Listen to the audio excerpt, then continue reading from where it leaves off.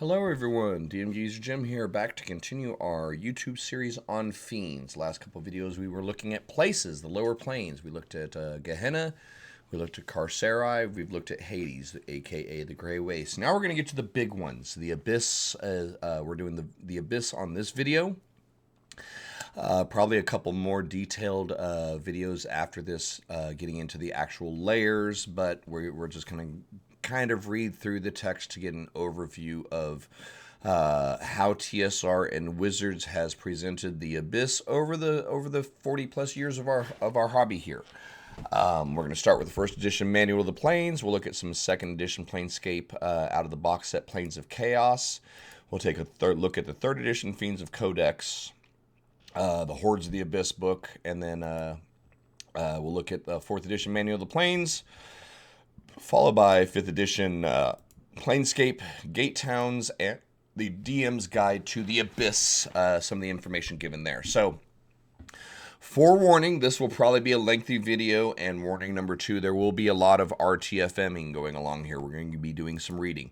There have been a pretty significant amount of changes over the course of the 5 editions in regards to the Abyss.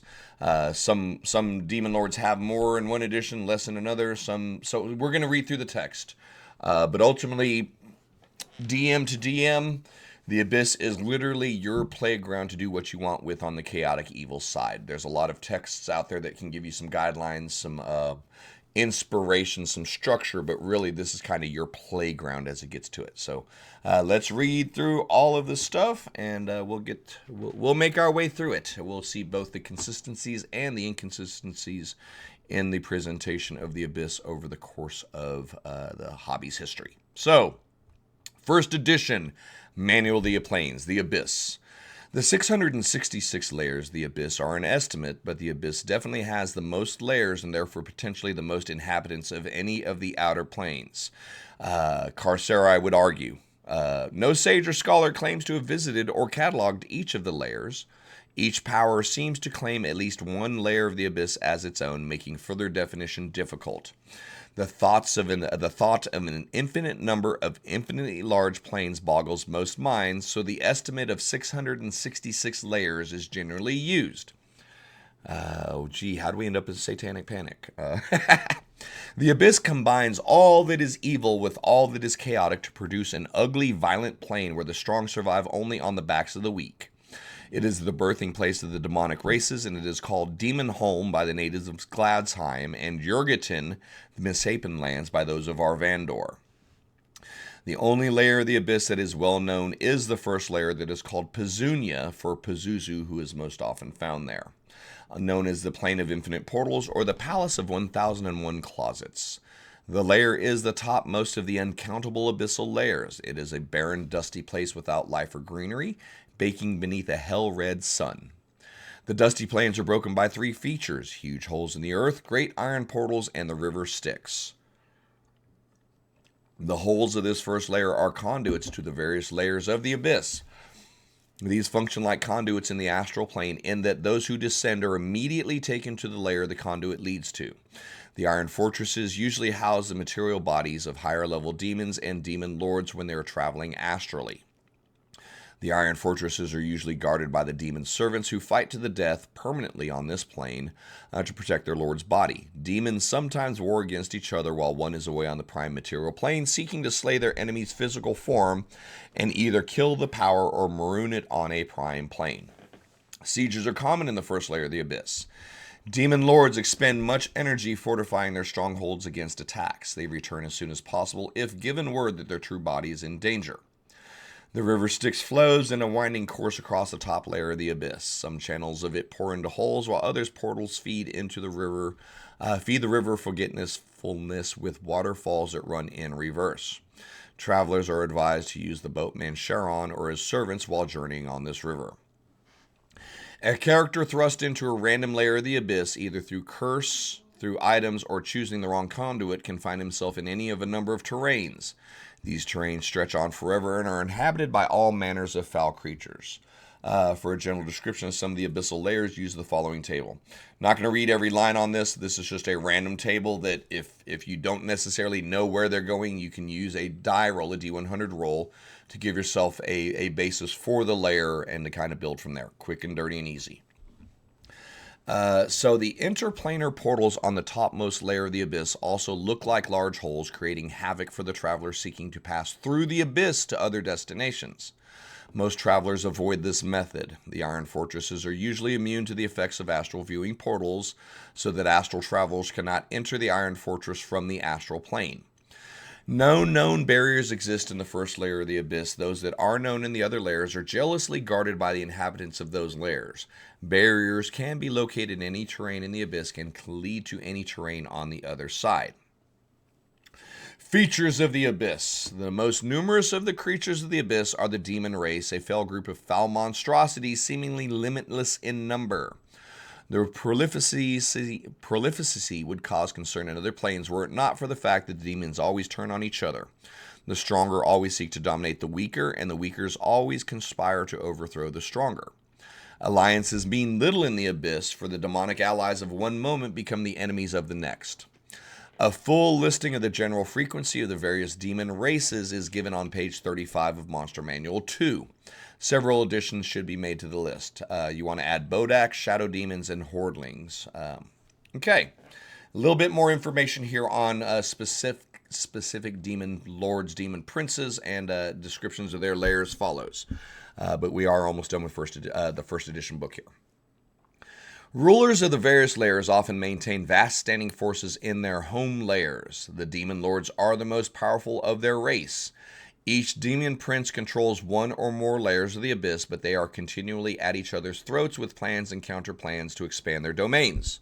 The only unifying force is their hatred of good and organized peoples. The exact layer inhabited by the demon princes are unrevealed. This is left for travelers to discover. Sidebar.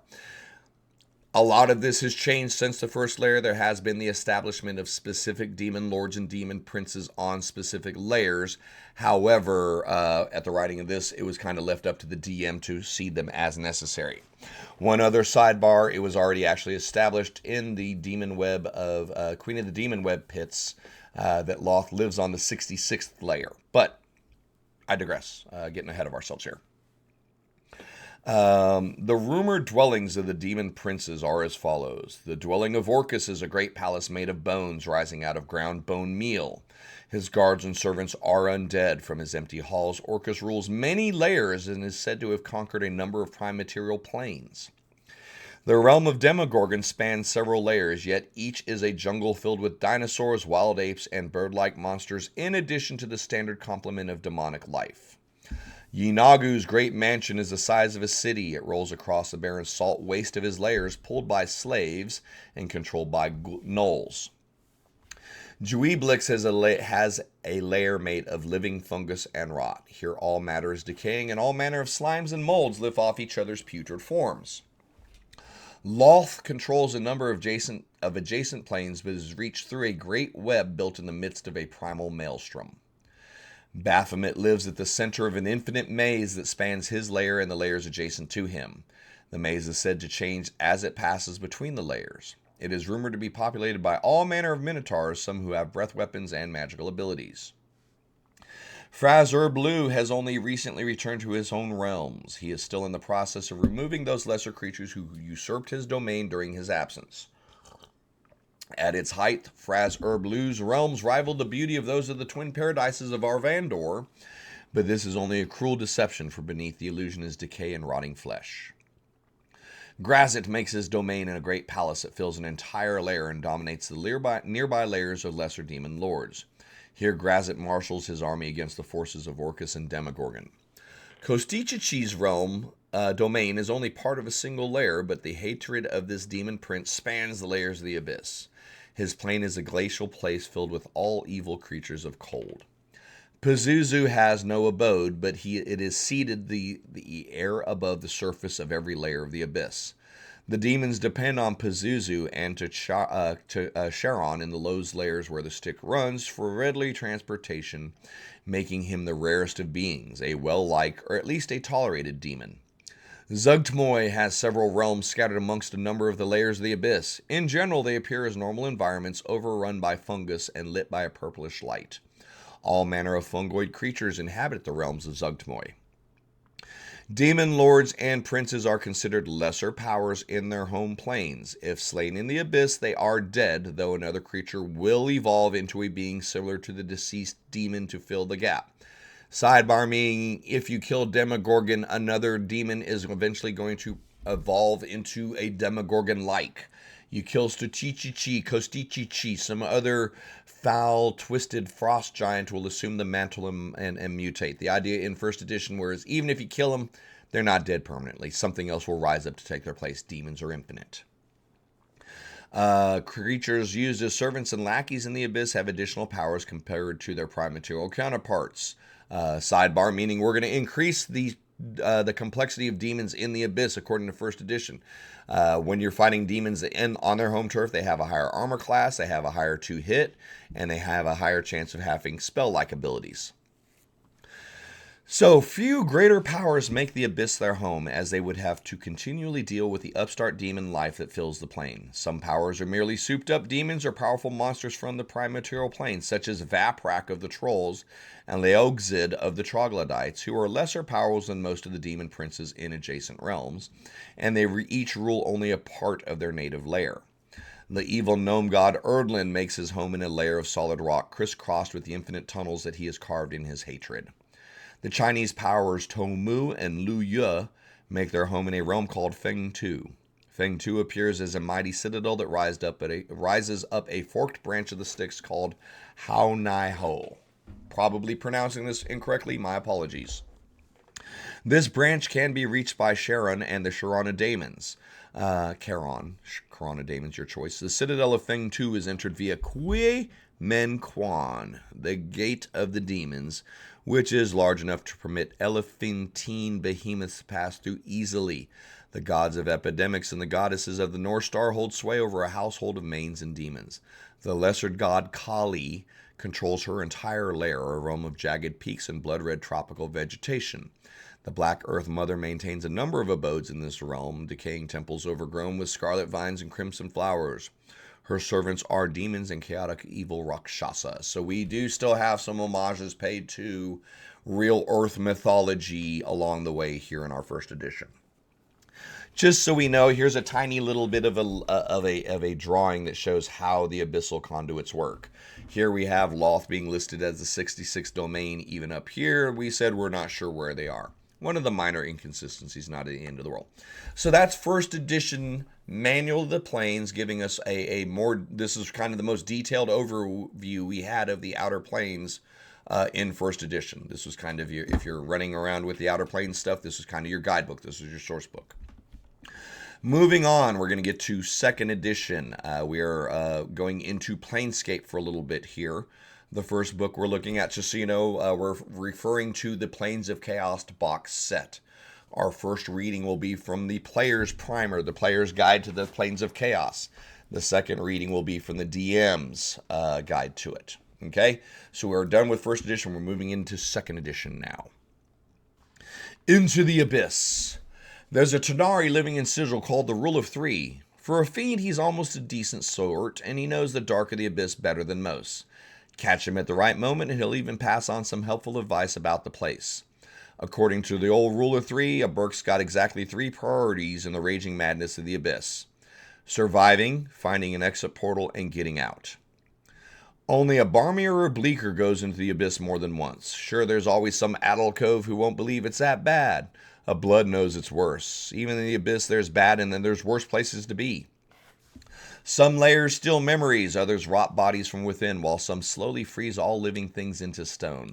Those are the good layers. On the bad layers, the water is poisonous, the sunlight burns, or the air is pure smoke.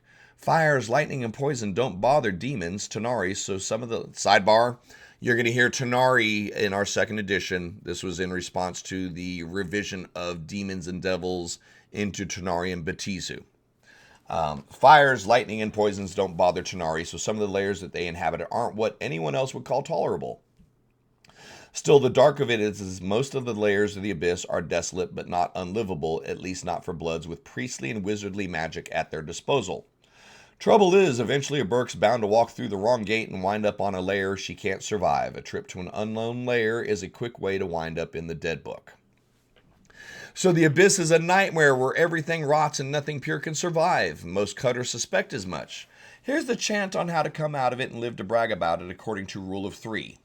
There's ways to do business with the Tanari. Guess how many? If a blood's good enough, he can deal from strength. If he ain't that strong, and not many are, he's got to play the Tanari off against each other or pay huge bribes that might not hold firm. The third, truest, and most costly way for a bastard to survive a trip to the abyss is to make himself useful to one of the bloods that's there. A true Tanari with the stronghold and the power to enforce a pass of safe conduct.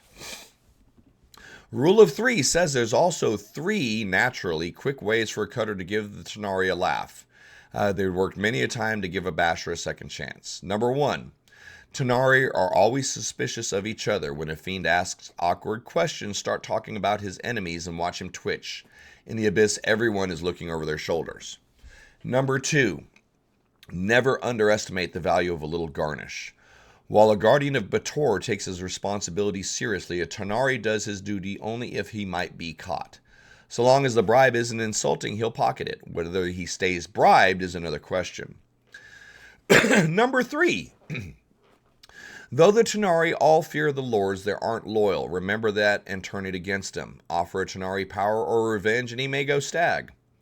A word of advice to mages. The abyss corrupts both spells and mages. Furthermore, because some wizards enslave fiends, the Tanari will take their revenge by hunting down spellcasters like dogs. What's more, any magic draws attention in the abyss, and there's something a basher doesn't want here, especially since magic can easily backlash on the caster. Knowing that magic brings attention is all very grand, but the real question is how much can a basher get away with? Mostly riling up the Tanari is what brings down trouble. On the open lairs without a single ruling lord, like the plane of the infinite portals, anything goes. Spells will go off more or less the way they're supposed to. Of course, even if a spell goes off, it's not always helpful. The abyss corrupts everything, even magic. Summonings, divinations, and alterations are risky, and necromancy works almost too well. A mage shouldn't use it unless her back is really to a wall. Like evil itself, the forms of abyssal life are infinite, towering beasts of sheer power, tiny scavengers like gremlins and vargwills, and servants like the spying eye-wings in the closets. The masters of the abyss are the Tanari, who rule absolutely and without pity. Mortals that dwell in the abyss are a foul lot of killers, thugs, and traitors. Those that rub shoulders with the Tanari and survive to tell about it are as tough as coffin nails. No faction rules from the abyss, for the abyssal lords won't tolerate threats to their power. So our next thing is getting into some specifics. We're going to save these for some other videos, though, specifics about some of the layers. But that's what the players, if you're playing in the Planescape campaign, if your party just showed up in Sigil, this is information they would be able to find out pretty readily. This isn't secret stuff. A lot of it is myth, a lot of it's legend, but all of the information that we just read should be accessible to your players from a Planescape style campaign. Obviously, even if you're not playing Planescape, you can certainly use this information to link the abyss to your chosen settings and game roles. The information is sound even if you're not necessarily relying on Sigil. So next up, this is a little bit more for our DMs now, the Planes of Chaos. We're going to do a little bit more reading on this one. I know, man, all you ever do is read books on your stream. Get the word from the publication's mouth. It's yours to use. It's yours to synthesize. It's yours to believe. It's yours to disbelieve. Just hearing me talk about it, you're relying on me. I want you relying on the books. That's kind of my whole goal with the YouTube videos and my stream and everything, is to introduce the D&D population to the to the classics, to the content that's already available. Draw from the words as they're written, make them your own, synthesize the information, and you're good to go. Okay, not saying that you have to follow the books all the time, but they're a good source, man. You know, it's the baseline that you move from. So that's why I'm so heavily into reading, yo. So next up, Dungeon Master's part of the Planes of Chaos, the depth of the abyss. Infinite in evil, cruelty, and bloody war, the Abyss stands unequaled amongst the planes as a place where betrayal, treachery, and murder are the approved ways to greet hapless travelers. All purity is corrupted here and all dreams die. The despairing lower ranks are at the mercy of the greater fiends, and the high-ups have no mercy. If it talks, the Tanari can cheat it, and if it moves, they kill it. In the Abyss, a Burke's either quick or he's dead. Better be ready. Into the depths and out again. How does Assad get into this mess in the first place? There is a single gateway town on the Outlands called Plaguemort that leads here. There's also wandering portals in Sigil that lead to the various layers, but because there are portals leading to at least 10 of the layers, bashers wind up in the Abyss more often than they would like. Much more often. Some are victims of their own meddling. Primes sometimes accidentally open gateways to the Abyss, not that they live to tell about it often. When travelers stumble into the Abyss by accident, they're almost always destroyed by contact with forces they don't understand and cannot control. These unfortunate souls rarely find their way out again and spend their last brief days wandering, hiding, and fighting, until finally they're too worn to fight anymore. A lucky few find shelter amongst the Tanari or their servants, usually as slaves or to whatever Tanari found them first. Others are the victims of those who've made bargains with the Tanari, their lives sacrificed to the fiends. These are the innocents, and they don't last long. They're food to all of the lesser Tanari. Worse than the accidental visitor are those fools who believe that they can outmaneuver, outthink, or outfight the fiends of the Abyss. Arrogant mages usually find that they're lucky at first. The Abyssal Lords grant them a closet to serve them until they die, at which time the poor mage find themselves carried off to the Abyss by their former servants.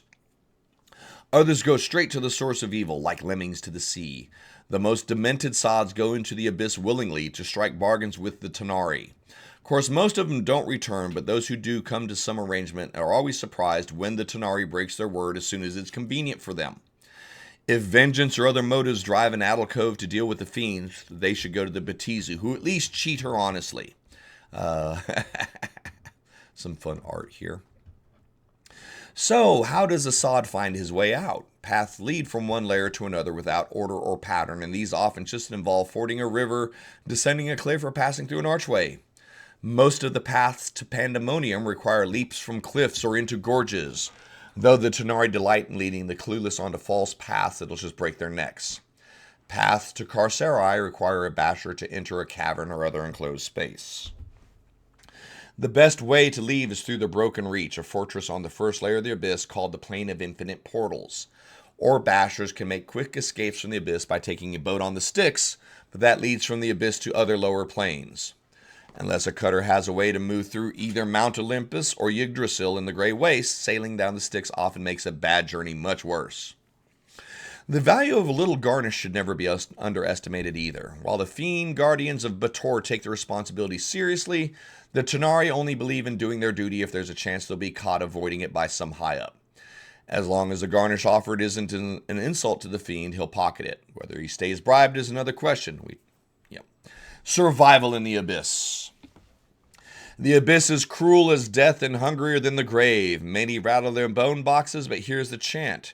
There's no secret police in the hidden places in the ruined landscapes of the Abyss. No ordered state like in Bator. No informers watching every move, but death's still always nigh. Aside from the random violence of the Tanari, the Guardian Tanari, their Molodai, round up deserters from the Blood War and send them back to the front. A true blood minds her own back. In the end, there's only two kinds of Burks on the Infinite Plane, the quick and the dead.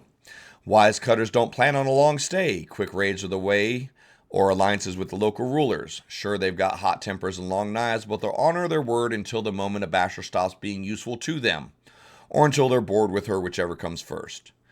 Think a Burke can fight their way through the trouble in the Abyss? Not a chance. Most visitors need guides, someone to hold their hand, but the guides don't do their work as charity. Only leatherheads trust an abyssal guide completely, since he's as likely as not to turn them over to a Maulidius for some cash. Most bashers treat their guides like servants they suspect of nipping at the wine and stealing their silver. While there's no such thing as a pleasant trip to the Abyss, a Puri cutter can live through it. One of the best ways for a blood to survive a trip to the Abyss is to make himself useful to one of the high-ups there, a Tanari with a stronghold and the power to enforce a pass of safe conduct. Of course, there's not many who want to coddle the clueless, but sometimes the Abyssal Lords are just looking for a messenger, and an expendable adventurer comes by. Since enraged Tanari often kill the messenger bearing bad news, this form of service and protection still has its dangers. An upright man's patron Tanari may avenge his death, but that's not too much consolation to the messenger. Physical conditions and magical conditions. We're going to read a little bit about the magical conditions just to understand. We're not going to get too far into the spell keys and the power keys and all of that. So we're continuing reading through here a little bit. We're going to do physical conditions. We'll skip magical conditions because those may not apply to your campaign. But the premise was back in Planescape, depending on your alignment, depending on the types of spells you're using, some work better, some worked worse, some didn't work at all, depending on which plane you were on when you cast them. We're not going to get into all those details. If you like that idea, invest in some Planescape books and really have some fun with it. Survival in the Abyss. The Abyss is cruel as death and hungrier than the grave. I already read through all that shit. Physical conditions. A Burk's got exactly 3 priorities in the Abyss. Remember the rules of 3. Survive the layer's terrain and climate, avoid being eaten, and find enough rations that aren't fouled or tainted to keep flesh and spirit together. Beyond that, nothing is impossible for the blood who can wrest a triumph or complete a quest in the midst of such raging madness. A body's got to be balmier or bleaker to want to come here, but there's always some addlecove who won't believe it's that bad. A blood knows it's worse. If it's infinite, it goes on forever. If a plane has infinite layers, it means that if a Burk can imagine a layer, it exists. Ask the governors, they'll say it's so. And however foul a Burk's imagination is, a Tanari's is much, much worse. Even in the Abyss, there's bad and there's worse places to be. Kind of restating what we read in the player section here. Some layers are completely inhospitable. The water is poisonous, the sunlight burns, or the air is smoky and unbreathable. Tanari are immune to fires, lightning, and poison gases, so some of the planes they inhabit aren't what anyone else would call tolerable. Still, the dark of it holds that most planes of the Abyss are desolate but not unlivable, at least not for bloods with priestly and wizardly magic at their disposal. The trouble is, eventually a Burk's bound to walk through the wrong gate and wind up on a layer they can't survive on. Not every layer is hostile. Some steal memories, others rot bodies, and some corrupt the alignment of any creature that dwells here. Rumors float in Sigil's taverns about lairs that are nothing but feeding frenzies, where the only food is other sentient creatures, or places where Burks with good alignments have shadows that shine like the goodness with them, marking them as perfect prey for fiends. A few bloods have returned from lairs of eternal darkness where Tanari will hunt each other by senses of smell, or from lairs whose cold steals the life energy from any basher, 1 level every day. Others are teeming with so many chasmi, or mains, or lemures that a fiend must constantly crawl over one another for fear of suffocating beneath the crushing hordes. A trip to an unknown layer of the Abyss is likely a way to wind up retired or put in the dead book. Bashers just don't go back. So we are going to skip the magical conditions section here. There's a lot of cool stuff here for Planescape rules. It may not necessarily apply to what you're wanting to do, though. The Abyssal Lords and the Corruption of Followers. We're going to read the quick thing on the powers and the proxies and petitioners. A little bit here, and then, again, I don't want to get into specific layers. We're going to save that for another video, so this one doesn't get too long. We're skipping through the magic. Abyssal Lords and the Corruption of Followers. The Tanari are a mutable race, ever-changing to become more powerful. Perhaps only 1 in 1,000 mains becomes a Dretch, and only 1 in 1,000 Dretches becomes an Armanite. But the Tanari are nothing if not numerous. In time, a truly vile fiend can hope to transform itself into a lesser, greater, and then a true Tanari, and then dream of becoming a lord. As Demogorgons and others prove, these lords may advance themselves to become powers, lords of entire layers, and even worshipped by the Barmies in the prime-material plane. The Tanari transform themselves into ever more powerful forms, like snakes shedding their skins. It takes long eons of constant corruption, betrayal, and destruction, of surviving both victories or bloody defeats in the battles of the Blood War, and amassing the powers of followers. The last condition is the most important, and primes are the preferred followers. To achieve true greatness, the lords require shrines, followers, and priests. What stops lords from gathering them? Here's a chant. Though the lords like to let on that they're as great as powers, they have less to offer their servants than true powers do. They can't appear as avatars, and they can't offer a full range of priestly spells. So how do they get followers? In return for loyalty and even worship, the Abyssal Lords offer power, Tanar'i servants, and dark knowledge. More commonly, the Lords send servant Tanar'i to serve their followers and offer them direction along the path of darkness. Most bashers are offered dark gifts, cursed or evil magic items, and the like. True believers can gain first and level priest spells through their faith alone. The Lords have nothing to do with this minor magic, though. Of course, they claim credit for it. If they got a reason worth weakening themselves for, the Lords can send their greatest proxies, the true demons, to grant third level spells to their priests. More powerful magic is usually beyond the Lords. They themselves can grant fourth level spells, but only in person. Only the greatest Abyssal Lords, those who've actually become powers in their own right, can grant 5th through 7th level spells. So, sidebar. Cultists that are worshiping demon princes are limited in their magic abilities. It's not like they're worshiping Set, for example, the Egyptian evil god, who can grant the full range of divine spells, who can grant the full range of clerical priestly spells, as it were. Your demon princes, they're going to vary on that power according to this text. Up to you what you do with it, but kind of keep that in mind. A cult of Demogorgon isn't running around dropping 5th level spells on people, okay? First, second, third level priestly spells. But we're not talking about arcane. We're simply talking about priests. Arcane magic users, wizards, sorcerers, and obviously fucking warlock dumbasses in 5th edition tend to be the guys that are coddling to the demons the most. So they're not limited by the availability of divine magic. So hopefully that makes a little bit of sense. However, as the Tanar'i are a race that thrives on corruption, the Lords can corrupt the followers of true powers. Most frequently, they convert priests of evil powers to their own worship through threats or promises. Once corrupted, these priests still receive their full spells from their original power until they're discovered. The Tanar'i Lords can hide all signs of the conversion. If they gather enough such priests, they will then become powers themselves. Abyssal inhabitants. The Tanar'i rule almost all layers of the abyss. The Tanar'i varieties alone are more than any mortal can hope to list, but the sheer size and number of the layers guarantees enough space for Bebeliths, Bodaks, and other creatures. Undead rule the plane of Thanatos. Sea creatures rule the gaping maw, and crazed avians rule Pazriel's realm. The variety of their shapes and habitats seems boundless, but their hearts are all malevolent, cold, and plotting. Sidebar, we're not limited to the demons in the monster manuals. You can make up whatever the heck you want when you're dealing with demons. The powers. The Abyss is home to more planar lords, demi-powers, and powers than any other plane. We're differing from first edition right here. Although they share blood and even a common enemy in the Blood War, the powers of the Abyss are too evil, too greedy, and too malicious to band together against their racial enemies. The most common powers are the great demons the Tanar'is call the Abyssal Lords. These include Frazor Blue, Grazit, Kostichichi, Pazriel, Sesinek, Zugtamoy, and many more. Some of these lords grow so powerful that they ascend or descend to the level of lesser powers, and some even have significant numbers of worshippers on the prime. Promoted powers of the Abyss include Baphomet, the Minotaur God, Demogorgon, Dweeblix, the Faceless Lord, and Yinagu of the Knolls.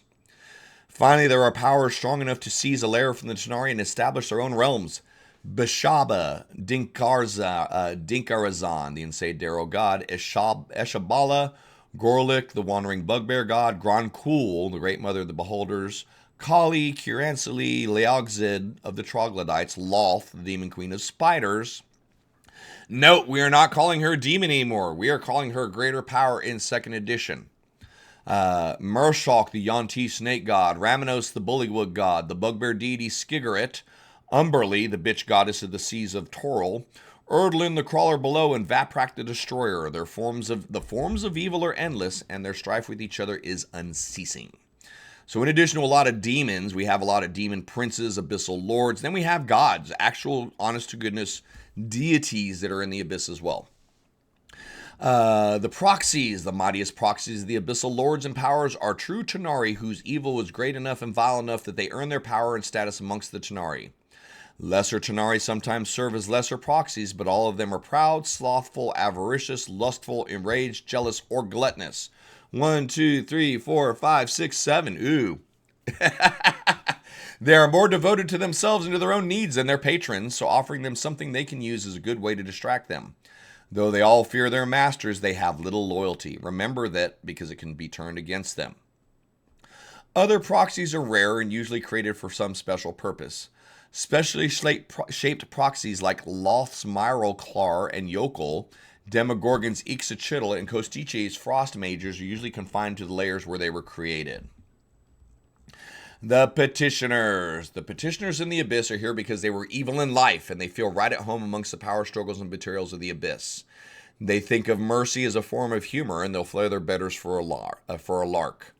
Abyssal Petitioners, those not transformed into mains, are a foul lot of killers, thugs, traitors, and poisoners.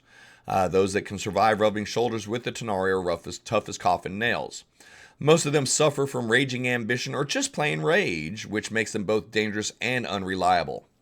Fortunately, a smart cutter can give them a laugh because they're always suspicious of one another.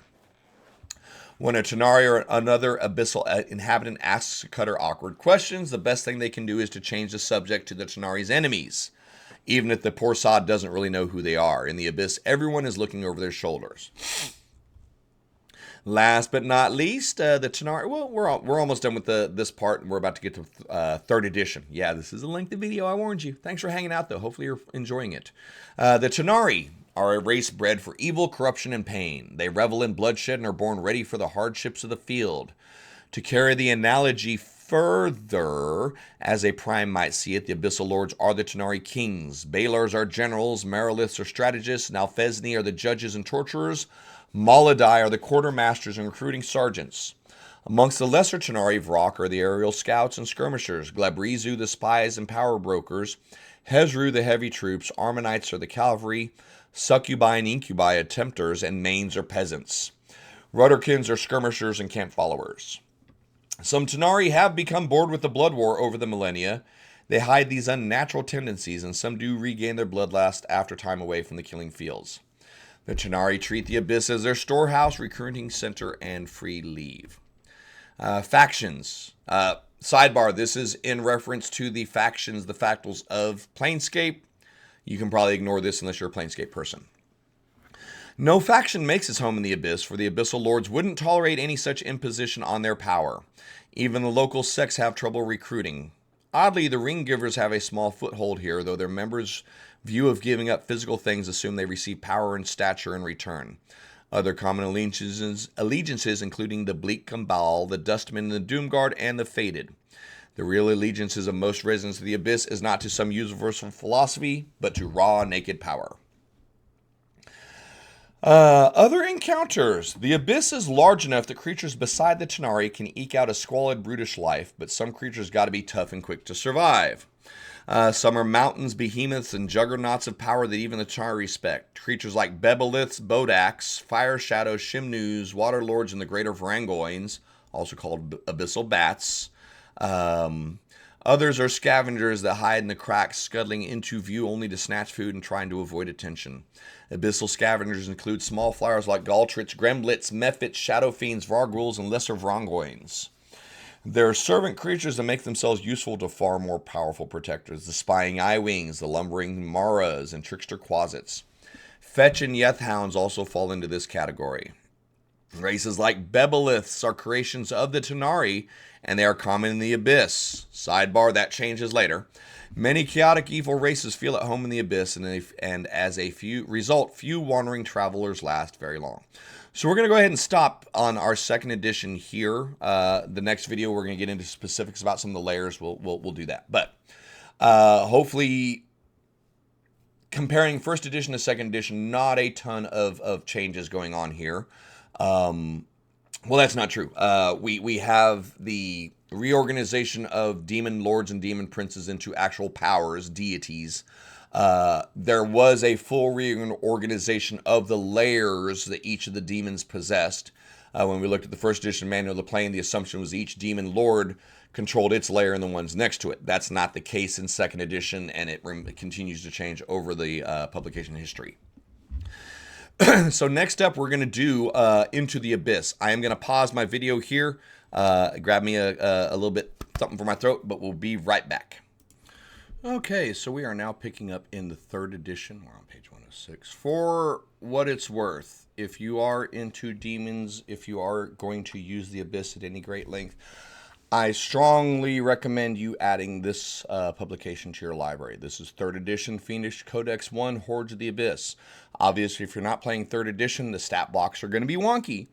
But it's okay. They made most of these demons in 4th edition, 5th edition, etc. anyway. You don't have to worry about the stat blocks. But the information, the lore, the sheer detail that's available in this book is outstanding. We will not have the time to do the whole book today. You guys would be dozing off as we got into that, but we are going to read about the Abyss to be consistent with everything we've been going on so far. 106, I think it was. Into the Abyss, Chapter 5, Fiendish Codex 1, Hordes of the Abyss. Yeah, more reading. Sorry. Not sorry. Learn. I'll joking aside, I got to understand some people don't have the time or the resources to really read, so maybe, hopefully, these kind of videos will help you all out as well. The infinite layers of the Abyss are the physical manifestation of chaos and evil, the murderous, unpredictable underbelly of the multiverse. Each layer is a unique microcosm of terror. On one, geysers of scalding steam flow from tumorous fleshy plains to roiling skies of turbid clouds heavy with spoiled pus. On another, what appears to be an idyllic forest dappled with a fresh sunrise instead crawls with chameleon killers and cunning razor branch creepers. Each layer presents a different face, but one truth remains constant. The Abyss itself works to destroy its inhabitants with a passion and tenacity that might best be described as sentient. Certain creatures manage to thrive in the Abyss, relying upon a combination of toughness and guile to survive the rigors of the plane. Some are the corrupted souls of chaotic evil mortals, while others are spawned from the fabric of the Abyss itself. They have many names, while on the material plane they are known by one name, demons. Immoral spellcasters often summon demons from the Abyss to commit atrocities or perform vile services. Such transactions usually require conjuration spells, tense deliberations, and a few seconds of uncertainty as the spells run their course. Devotees go to great trouble to protect themselves from their conjured servants, inscribing intricate calling diagrams and learning the fiend's true names before daring to invoke such otherworldly entities.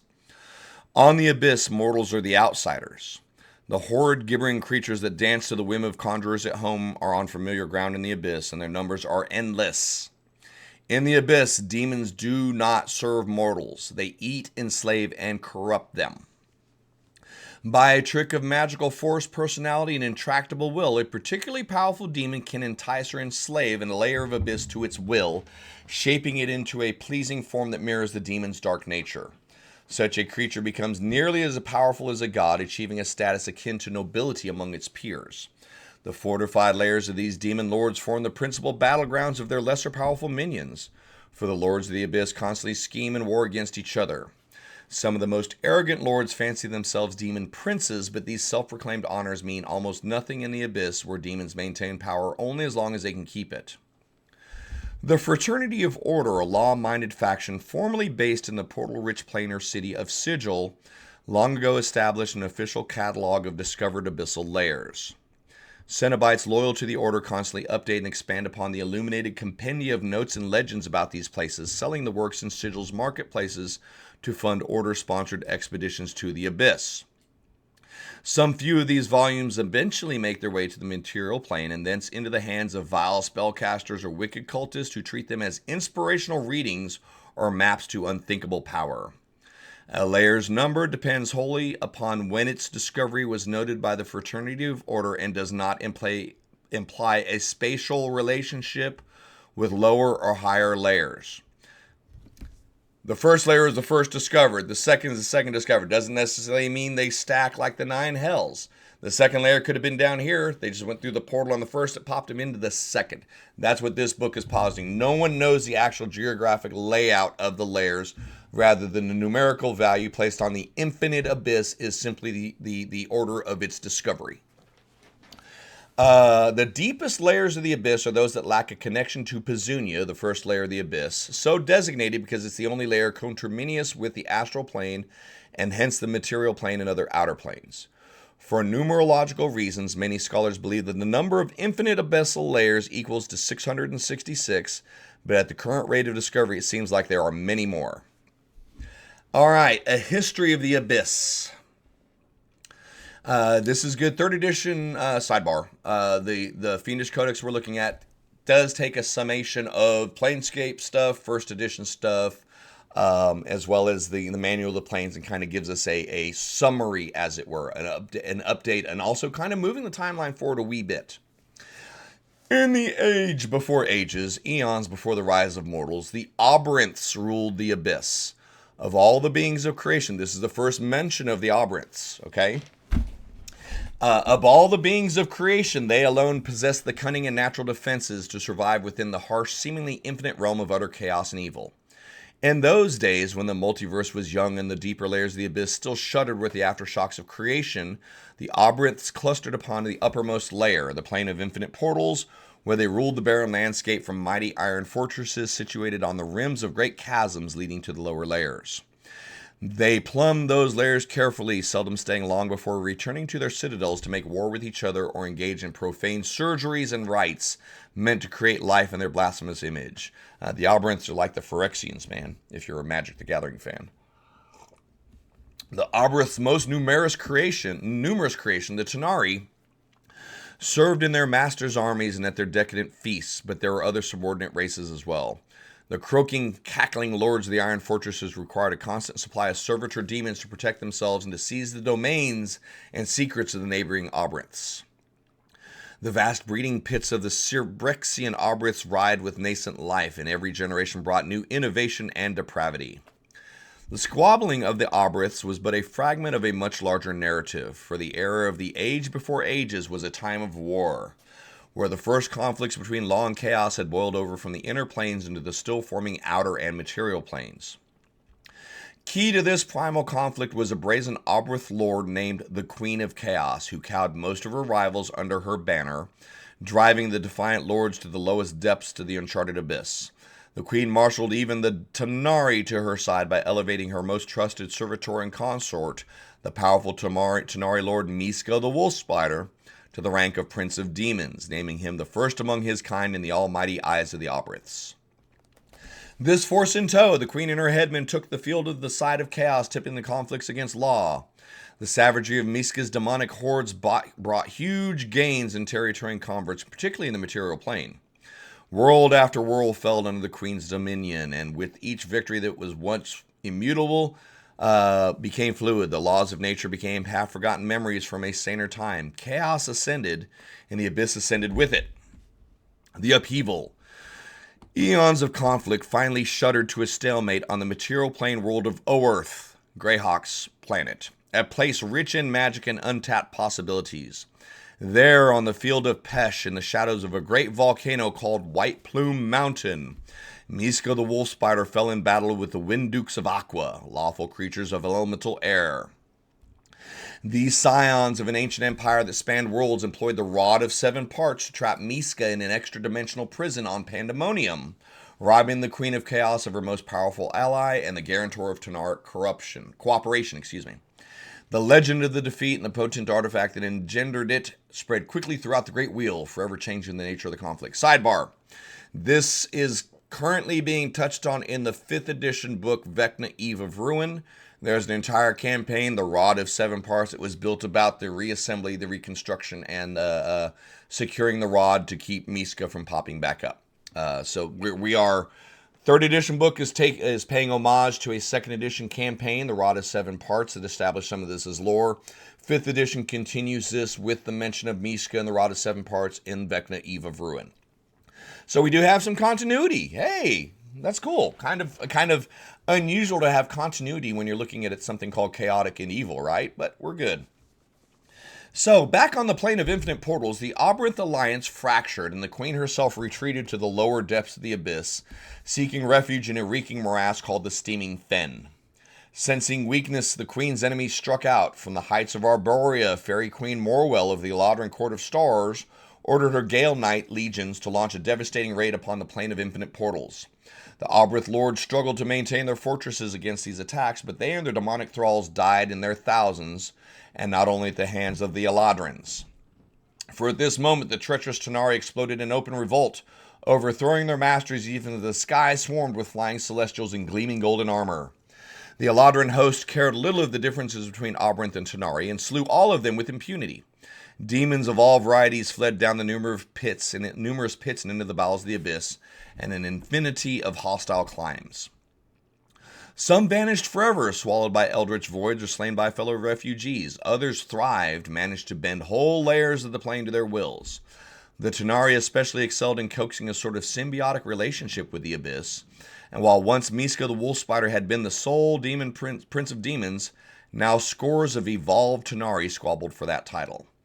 By the time the Tenari reclaimed the Plane of Infinite Portals and purged the few remaining Eladrin Wardens, there was no question as to who ruled the abyss.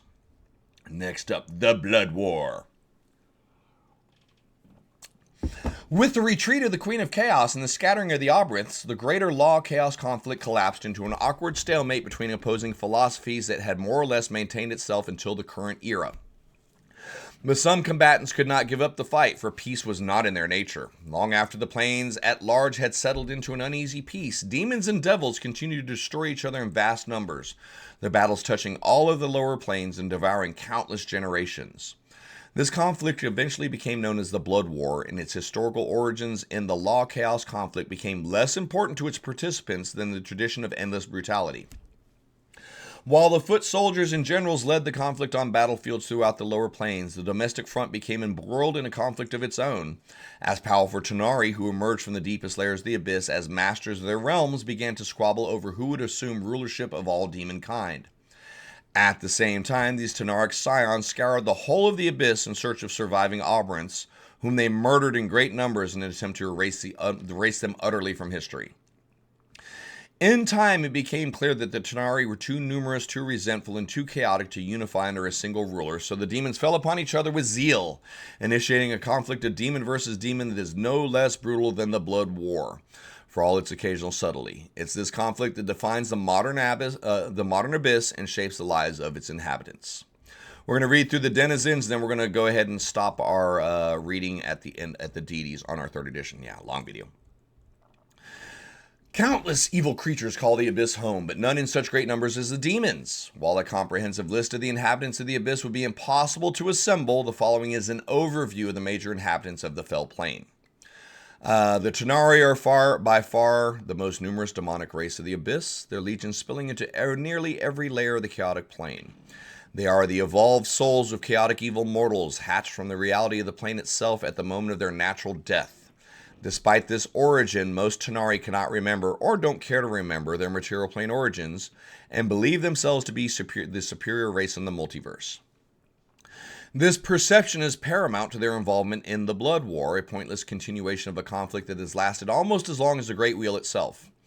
Tenari generals lead the fight against the hated devils of the Nine Hells, flocking to the battlefields on the lower planes with the unachievable goal of utterly destroying their enemies. Many Tenari avoid this conflict, preferring instead to focus on accumulating political influence and magical power within the context of the abyss itself. They do this by subverting layers to their wills and by attracting followers on the material plane who manifest on those layers as practitioner servants when their souls reach the abyss after death. The most powerful Tenari who follow this path are known as Demon Lords, and their struggles against each other reach nearly every corner of the abyss. The greatest rivalry is that between Demogorgon, Grazit, and Orcus, but upstarts such as Yinagu, Malconthet, Baphomet, and Zugtamoy refuse to be forgotten, continually plotting against each other and invading the realms of their neighbors. Oberynth. The rusting iron fortresses of the eldest demons crowd the Plane of Infinite Portals, crumbling testaments to a near-forgotten age. Before the first mortal was born, the Oberynths ruled the abyss, and their political ambitions and plots have seldom extended beyond the plane of their origin. Certain blasphemous texts of incalculable antiquity claim that the Oberynths and a proto-race of ancient Batorians were the spawn of a greater fiendish race called the Beernaloths, but this unified creation myth enjoys few proponents outside of Gehenna and the Grey Waste of Hades. Sidebar. Making a mention back to the Book of Derelict Magics, where the Yugoloths and certain texts claim that the Beernaloths were first, the Yugoloths were second, and the demons and the devils are just subversions of Yugoloths who will eventually return home. This is paying homage to that lore. So today, the Aberrants are a defeated force, a dying race shuddering towards extinction. Those who maintain some shred of influence do so by the tacit approval of the Tanari, such as Pazuzu and the Pale Knight, or because they claim extremely remote or inhospitable lairs, as in the case of the wretched Obox Ob. Some few Aberrants hold out for a return of the Queen of Chaos, but she has not emerged from the steaming fen, the 14th layer of the Abyss, since retiring there on the eve of the upheaval. Lumaras. Lumaras are a relatively new addition to the Abyss, being the byproduct of the plane's attempt to digest the fitful last dreams of a dying pantheon of evil gods. The greatest concentration is near the Dreaming Gulf, the phantasmagoric 230th layer of the Abyss. To date, the incorporeal Lumaras have not ranged far from the layer of their origins, and seem more focused on possessing and corrupting mortals of the material plane than engaging in the petty politics of their elder demonic breeds. Still, in places where mortals thrive in the Abyss, one can find the taint of the bodiless Lumarans. Dubbix seem most attracted to the realm of Demon Lord Grazit and Malcontent, since these locales offer the brand of hedonistic pleasures that fuel the creature's debased appetites.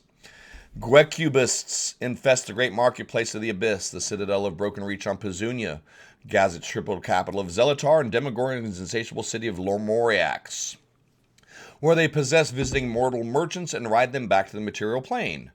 More powerful and ambitious Lumaras are thought to exist in the depths of the Dreaming Gulf, but few enough have emerged that any demon inquisitor knows exactly what to look for to sniff out interlopers.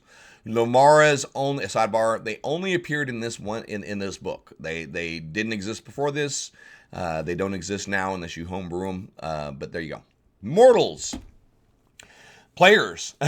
Most mortals who come to the Abyss are cultists who serve one of the plane's demonic rulers, or powerful arcanists who seek to bind a demon in a magical trap for later exploitation on the material plane. The intelligent ones don't stay for long and are conscious of the fact that almost everything else on the plane would love to tear them apart just to feel the blood ooze between their fingers. Perhaps greater numbers come to the Abyss as slaves or chattel, but they seldom last long. Adventurers and planar explorers flock to the Abyss, for it holds enormous treasure abducted from elsewhere on the Great Wheel or constructed in ancient demonic laboratories.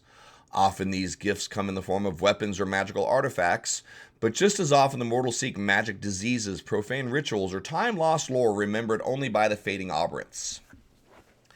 Many mortals come to the Abyss out of sheer opportunism, hearing the jangle of coins in deadly marketplaces of vast abyssal cities. In some of the more civilized burgs, a traveler might cut a deal on some of the magic armor with a canny mercane while negotiating the release of slaves from a cool Neogi taskmaster.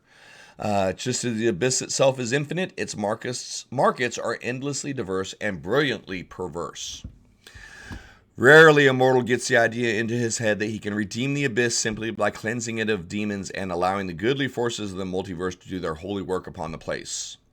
An altruistic paladin general of a vast heroic host is currently waging such a battle on the remote layer of Valashon, but he is not the first to try at such an impossible goal, and he certainly won't be the last. Many mortal planers align themselves with a philosophical sect called a faction, Planescape stuff, Factals, Factions, as discussed on pages 43 to 63 of the Planar Handbook. Several of these factions have an interest in the Abyss. The Doom Guard.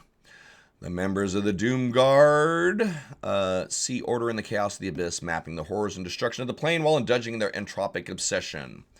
Although they have strongholds on many layers, their greatest influence is the shipyards of 12 Trees, where great entropic magic was recently harnessed to create the terrible ships of chaos.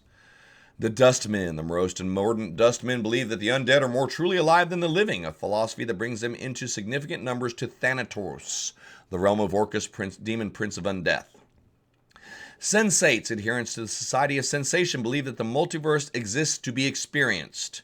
As the Abyss provides infinite experiences of a sort, members of the Society often explore its layers in search of new tastes and horizons. Their curiosity often gets the better of them, however, and the pleasure prisons of Azagrat and Shendalavari swell with sensates who became too enamored with the decadence and allowed their enthusiasm for the new to become an addiction to ever-deepening depravities. Zalcitex. The chaotic Zalcitex appreciate the limitless variety of the Abyss and the thrilling and grotesque beauty of its impossible vistas. The most esoteric chaosticians of the Order study the integrity of the Abyss, hoping to divine the future of its ever-changing chaotic evolvement. Petitioners, and then we'll get to deities, and then we're done. And Yeah, it's going to be a long one here. Damn. The most pitiful souls of the chaotic evil mortals come to the abyss in the form of larvae, not manes or dretches like they were in second, but larvae. Sickly yellow medium worms with distorted human faces. Demons often devour these creatures as food, destroying them utterly and forever, erasing their existence from the multiverse. By bending the tenuous laws of the abyss, a demon might promote a larva into a proper demon such as a quasit, dretch, mane, or rudderkin, while larvae of exceptionally evil pedigree, such as the soul of a great dictator or violent mastermind, might evolve immediately into a much more potent demon. Millennia ago, demons engaged in the Blood War discovered a way to subvert this process, shunting many of the nascent souls to the 400th layer of the abyss, a place called Woeful Escarond. There, a cadre of Nalfesni called the Lords of Woe passed judgment upon these souls, promoting them on the spot to feed the endless appetite of the oldest ongoing conflict in the multiverse. Most petitioners in the abyss manifest as manes, pale white creatures with oozing blood sores and bloated maggot-ridden bellies. Manes vaguely resemble their mortal forms, but the shock of the transformation from mortal to petitioner is overwhelming. And the psychic pain is so great that a mane remembers little of its original life, except that it lost something precious, and that sense is enough to drive the creature to violence and madness. The most wicked and perhaps luckiest manes who manage to survive the harsh environments of the abyss often spontaneously evolve into a much more powerful Ch'nari, such as rudderkins or dretches. The most powerful of those often ascend to the rank of true Ch'nari, such as Vrock or succubi. Some of the mightiest demon lords in the abyss started their afterlife as a lowly petitioner. Demon lords who control a layer of the abyss have a special relationship with their mortal followers. When chaotic evil worshippers of these demon lords die, their souls manifest on the home layer of their demon lord, usually as manes. The souls of those foolish enough to have entered a demonic pact that promised their soul to the demon lords suffer the same fate. Some demon lords sacrifice a portion of their dedicated souls to maintain a hold on their abyssal lair, where others press them into service in huge armies that defend their holdings from the predations of rival demon lords. The most chaotic and evil of these creatures eventually evolve into greater Ch'nari who serve their demonic liege. Deities. A surprising number of deities and divine creatures call the abyss home. Sidebar. Divine means God power. Deity. It doesn't necessarily mean good. Celestial is good. Fiend is bad. Divine is still, deity and divine is its own thing. Sometimes I notice some people mess that up. Well, if it's divine, no. It just means it's super powerful. A surprising number of deities and divine creatures call the abyss home. These entities tend to focus upon the affairs of their mortal worshippers and the petty politics of their personal lairs, and most do not press far into the greater abyss. Petitioners who live their mortal lives in service to these deities take a form pleasing to their masters and cannot leave the realms of their patrons. Gods resident in the abyss include the Great Mother, the patron of beholders, the mad darrow god Dinkazarin, the savage Erdlin, the gnomish master of greed, and deadly Kali, a destroyer goddess of insatiable appetites. Some of these entities sponsor cults among the unaffiliated petitioners, demons, and mortals of the abyss, but demon lords do everything they can to destroy those religions wherever they surface. Okay, so that's kind of the end of the reading from the 3rd edition. We're going to flip over here to 4th edition, Manual of the Planes, to kind of finish us off. Not as much to read here. Again, 4th edition changed up a lot of stuff, but let's see what they got to say about it. The Abyss. In the deepest reaches of the elemental chaos, the roiling tempest of elemental forces begins to change. A pattern of movement becomes apparent, a slow downward spiral towards a black moat of utter annihilation at its roots. Like a maelstrom that draws ocean vessels into its watery depths, the abyss is a swirling vortex of destruction, dragging everything down toward its heart. Travelers that fly above the abyss can feel the strength of its pull, partly as a physical weight and partly as a psychological drag. The vortex is like a constant presence, a watching eye or siren song. Setting foot on any of the abyss's layers solidifies that feeling. Some describe it as stronger gravity, others as having one's soul slowly drained out of one's feet. The sensation nags at the back of a visitor's mind, but it pales quickly in the face of more immediate dangers. The abyss consists of uncounted layers, each one a floating piece of terrain caught in an inescapable downward spiral. This is where we start. 4th edition kind of adds a physical design nature to it again. Each layer is a unique microcosm of terror presenting a different face. One truth remains constant, however. The abyss works to destroy its inhabitants with a passion and tenacity that might best be described as sentient. Copy pasted from our 3rd edition book. Unlike the rest of the elemental chaos, the abyssal layers include organic materials, floating masses of tumor-filled flesh, thick forests of razor-branched vines, or wasting deserts of powdered bone. Even the raw elemental matter of the abyss is corrupted and malign, from clouds of scalding steam that chase prey around to lakes of bubbling acidic slime. By a trick of magical force, personality, and intractable will, a particularly powerful demon can entice or enslave a layer of the abyss to its will, shaping it into a form that mirrors the demon's dark nature. Such a creature becomes nearly as powerful as a deity, achieving status akin to nobility amongst its peers. The fortified realms of these demon lords form the principal battlegrounds of their less powerful minions, for the lords of the abyss constantly scheme and war against each other.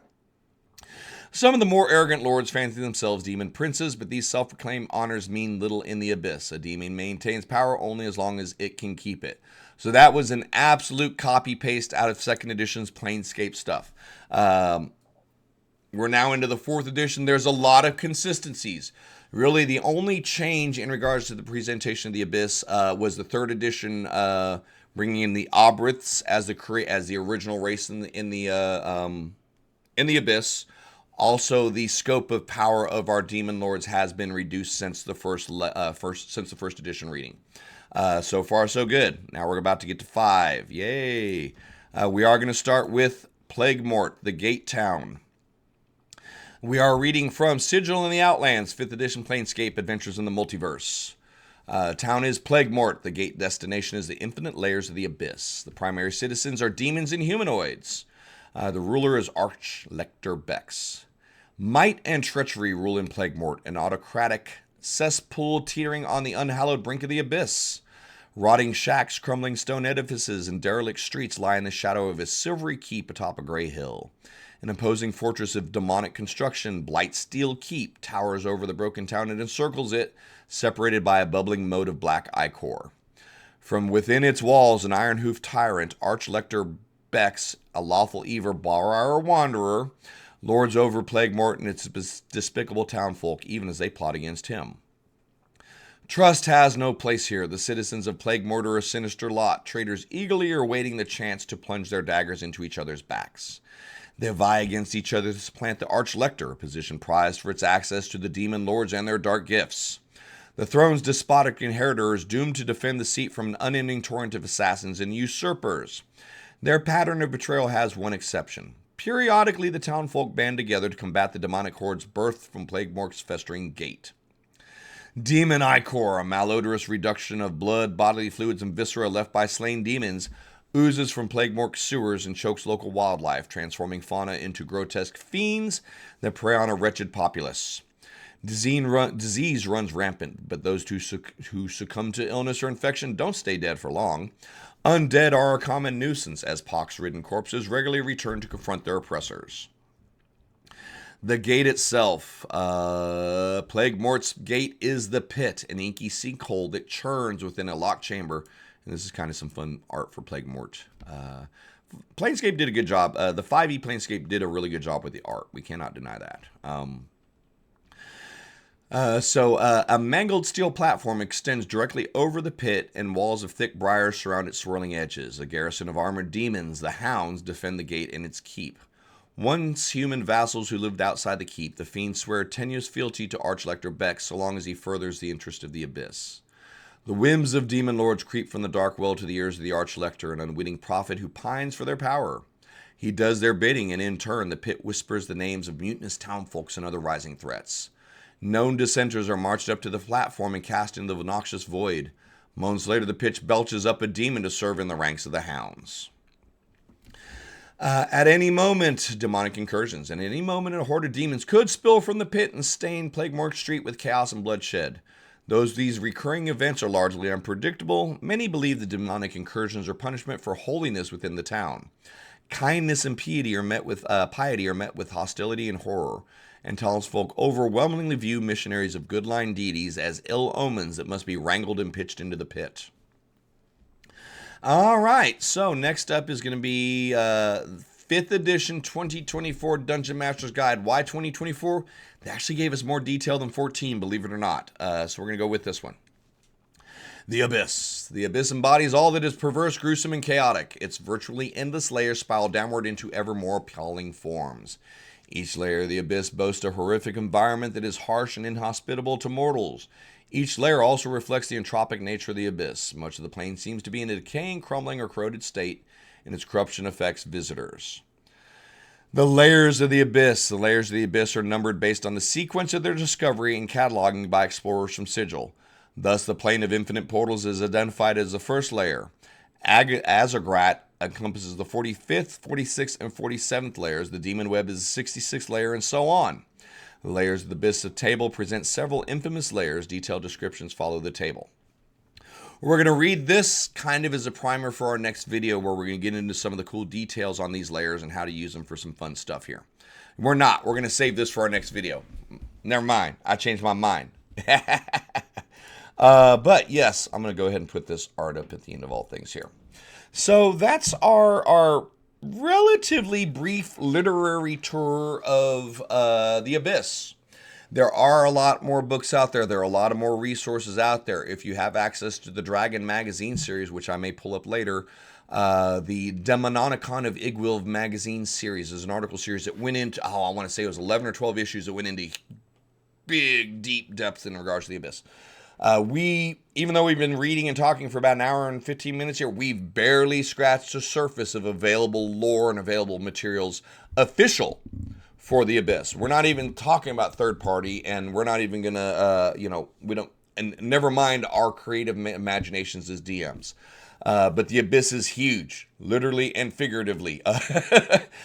Demons are infinite. Their power is infinite. This is the manifestation of sheer destructive evil for its own purposes and its own sake, even to the point where the Abyss itself is now considered sentient. It tries really hard to kill everything and anyone that's part of it. Remember, early on in our videos, we spoke about that there was the creation lore that Tharizdun, the chain god, created the Abyss. Another creation mythology posits that that Tharizdun came from the Abyss. Ultimately, there are a few inconsistencies over the editions of what came first, the chicken or the egg. Doesn't really matter. You need to use, as DM, you need to use the one that fits the cosmology that you've assigned to your game world. But the Abyss is there. It's readily accessible from multiple points. So yeah, man, we're going to go ahead and stop here for now on this video. My next one, we're going to get into the layers, some of the more significant layers of the Abyss. And yes, we will be relying on this book pretty heavily. The Hordes of the Abyss gives us a lot of details, as well as some of the second edition Planescape stuff. So, all right.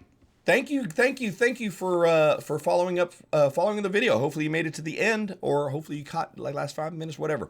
But thank you for your time. I really appreciate it. Thank you for sitting through. Let me know what you thought about it. Likes, follows, subscribes. Those are all really cool. Leave me some comments. Let me know if there's things that you want more detail about. This is going to be a long-running series, so I'm more than happy to make videos targeting specific things that you guys want to talk about, or you may have questions about. But yeah, push that follow button, put that like button, push that subscribe button, all them little buttons, push them. Share me with your friends, man. If you stumbled across me and you're like, I know a DM that might enjoy this guy, man, share the link. It's okay. I'm not going to be upset. But above all else, join us over on Twitch as well. We are there Tuesdays through Fridays, 11 a.m. to 1 p.m. U.S. Central Standard Time. We chat about this stuff live. I'll take your questions live. You can bring up questions or whatever we're talking about. We'd love to have you along for the ride. But thanks for hanging out, and we will see you next for The Abyss Part 2, The Layers Thereof.